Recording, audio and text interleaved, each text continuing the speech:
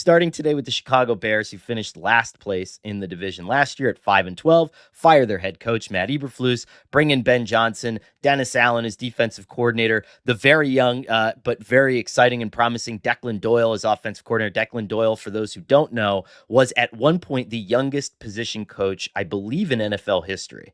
And so a lot of promise there. A lot of people really like Declan Doyle as someone who's going to come up and make some noise.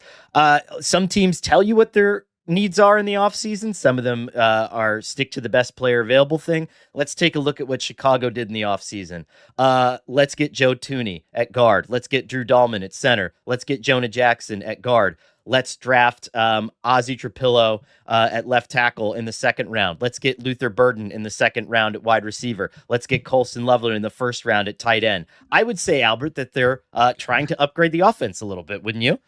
Yeah, and I'd say it reflects the build in Detroit, where if you look, and this actually is the defense of Aaron Glenn you would get a lot early on. Aaron Glenn was under fire in Detroit early in his time there. And what you'd hear a lot of people say there was, give it a minute.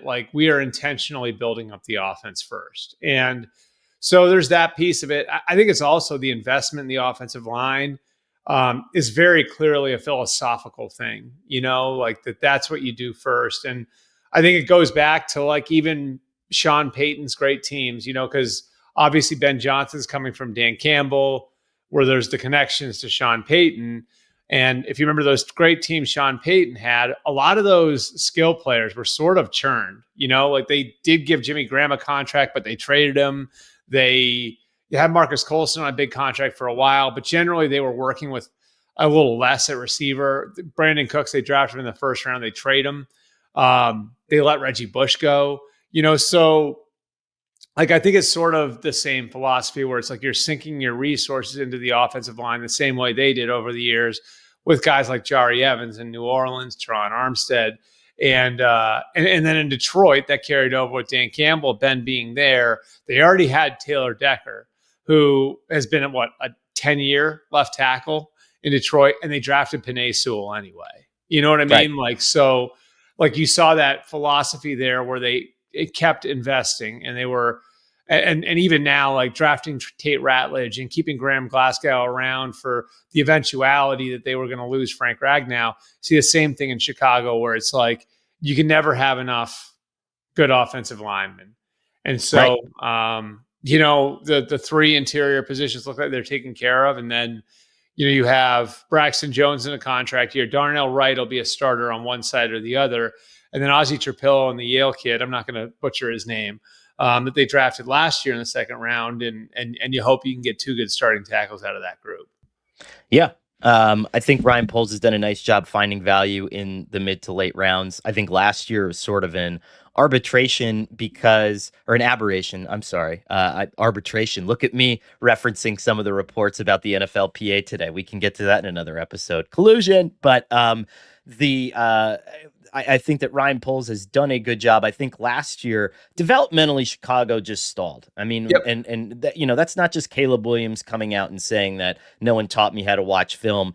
You could definitely see a plateauing of some of their younger guys. And I think that was a big reason why they started losing games. They started losing games in fundamental clutch situations. I mean, the all-time example, right, is a player not even looking at the play that turns out to be the most spectacular Hail Mary of the season.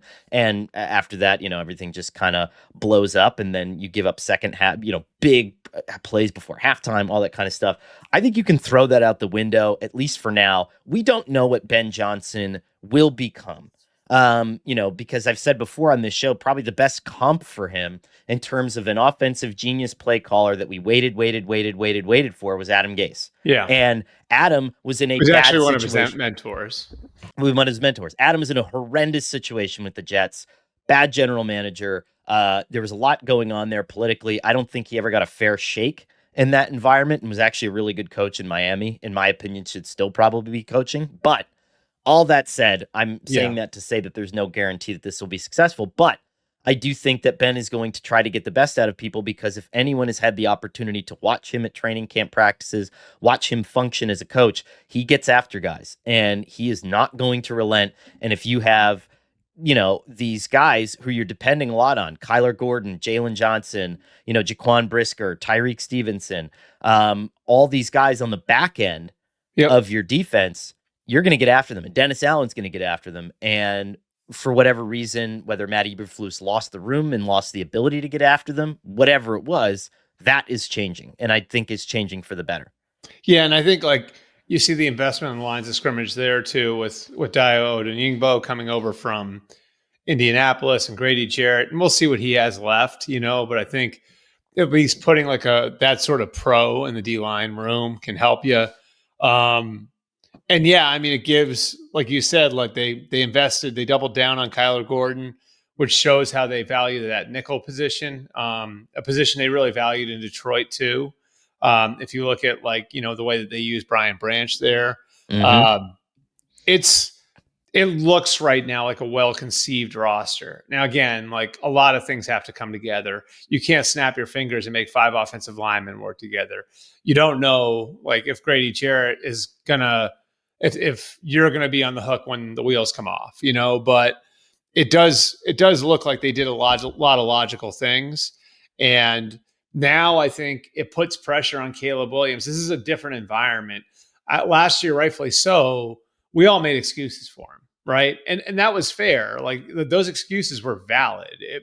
When a guy, like within the span of the month of November, I believe, loses his offensive coordinator, and then the new offensive coordinator becomes the head coach 3 weeks later. That's a weird situation to be in, Sure.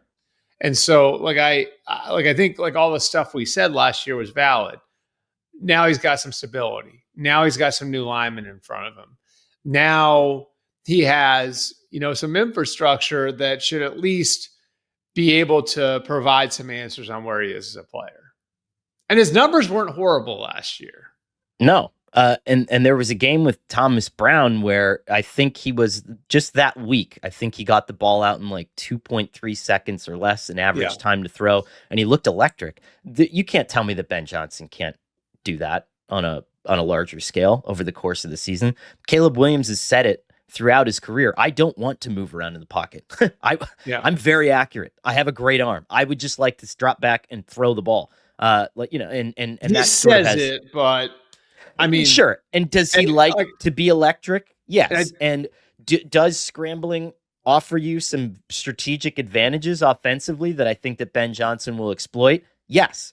But all that said, Ben can turn Caleb into the quarterback that he wants him to be. It's just about you have the raw materials. Now, if we're talking about optimistic and realistic expectations, Albert, I hate to go back to, because I was actually talking to a coach about this the other day. I was saying, God, your schedule is brutal. And the coach said, how many times have everybody said that in June? And then by the time October rolls around, half the division is wiped out with injuries. Their coach gets fired, and all of a sudden this monolith of a schedule just looks completely average and completely beatable. Fine, fair point.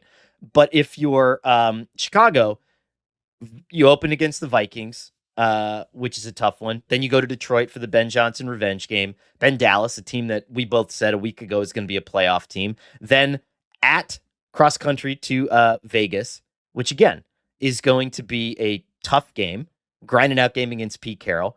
And then after your bye, you have Washington, at Washington, again in prime time.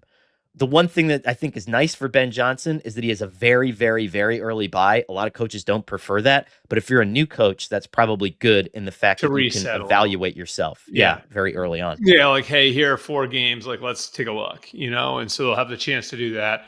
And we're going to be through this with all the NFC North teams, because they're all playing against the AFC North and the NFC East. So, like, I think you'll see this theme with all of them. Like, the schedule is loaded, and there's that stretch in the middle where you're at Baltimore, at Cincinnati, Giants, at Minnesota, Steelers. Just keep going, because I was just going to say that. I mean, it's just, again, like that's why I have a problem hanging like a playoff expectation on them. Yeah. You know what I mean?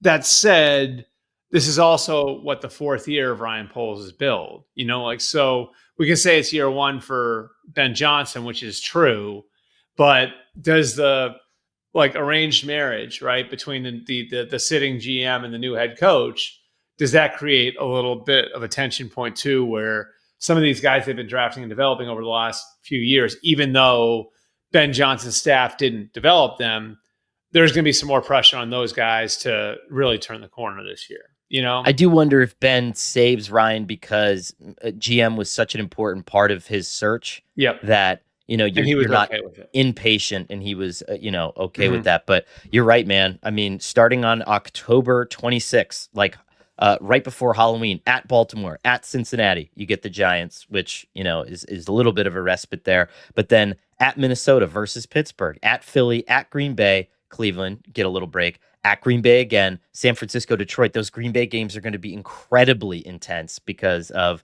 some of the bricks that Ben Johnson himself laid to that road by saying in the preseason That's that he too was going to bad that the enjoy. league put those so deep in the schedule. Like Yeah. I'm a little afraid that storyline is going to die by then. That's too bad. Oh, no shot. You think Matt LaFleur is the guy that's going to No, no, forget? no, no, no. Matt will hold on to it, but like I hope the rest of us do too. Oh, yeah. I mean, we're petty MFers, dude. This is Yeah. what we do for a living, or so I've been told. So for me, optimistic, realistic is if you can get Caleb Williams into the top 10 as in terms of your EPA quarterbacks, right? If you can get him there, if you can get him realistically getting the ball out in like 2.7 seconds or less, not taking a ton of big hits, not losing a lot of games due to injury. Okay. And then if you can get, God, if you can get one of these guys, like your younger guys, because you have Jonah Jackson, Drew Dahlman, and Joe Tooney on the offensive line. If you can either get a definitive answer on Braxton Jones for the long term, if Azu Trapillo gets into the mix here, if the kid from Yale, like you said, gets into the mix, he was a third-round pick in 2024. If you can get some of that youth to come in and you know that they're going to be there and you don't have to depend on aging free agents at the position, I think that's a win. And whatever, we call it 8 wins and we call it a day. Yeah, I think like right around 500 is a realistic like it'd be a win for them if they can get right around like 500, which means they're probably playing a relevant game or two at least in December. Like I think that's plenty good enough. And I know again, like this isn't year one of the build for Ryan Poles, but new head coach, the adjustment, the schedule, all of that. Like I think being around 500 is fair.